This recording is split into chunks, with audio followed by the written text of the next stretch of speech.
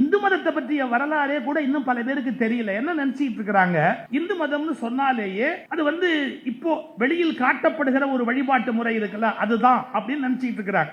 எதுக்கு குறிப்பா சொல்ல வர அப்படின்னு கேட்டீங்கன்னா, வெளியிலேருந்து ஒரு கூட்டம் வருது, சிந்து நதிக்கு அந்த பக்கம் அவங்க செட்டில் ஆகுறாங்க. அப்போ இந்த இந்தியாவில் சிந்து நதிக்கு இந்த பக்கமா பல கூட்டம், பல கடவுள், பல மொழி, பல விதமான வாழ்க்கை முறை எல்லாமா இருக்கிறாங்க, சௌக்கியமா இருக்கிறாங்க, சந்தோஷமா இருக்கிறாங்க. வெளியிலேருந்து வந்தவங்க அந்த ஆற்றங்கரை ஓரமா உட்கார்ந்து இருக்கிறாங்க, பாக்குறாங்க. அவங்க இங்க இருக்கிறவங்களை பார்த்து சித்தூஸ் சித்தூஸ் அப்படின்னாங்க, சிந்துக்கு இந்த பக்கமா இருக்கிறவங்க அப்படி.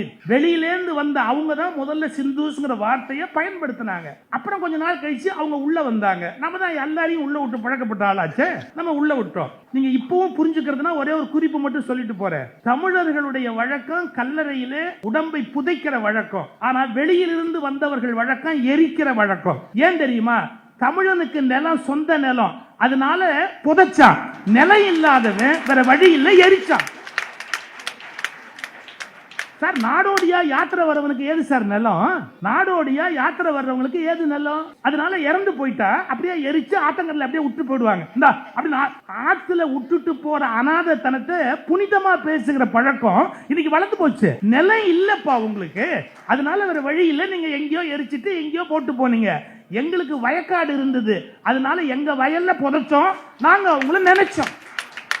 யாருக்கு நிலம் இருக்கோ அவன் தானே புதைக்க முடியும், நிலம் இல்லாத நம்ம வீட்டுல புதைக்க முடியுமா?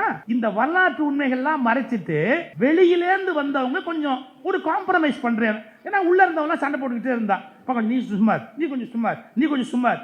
கடைசியில் என்னன்னா சமாதானம் பண்ணவன் சும்மாவே இல்லை, எல்லாத்தையும் மொத்தமா வாரிட்டான். எப்படி? இவன் சாமி, இவன் பழக்க வழக்கம், இவங்கிட்ட இருந்த நூல், அவங்கிட்ட இருந்து எல்லாத்தையும் அவன் அவனது அவனது அவனது அவனது அவன் பாட்டு எடுத்துக்கிட்டே இருந்தான். நம்மளால் விவரம் இல்லாம இருந்தான்.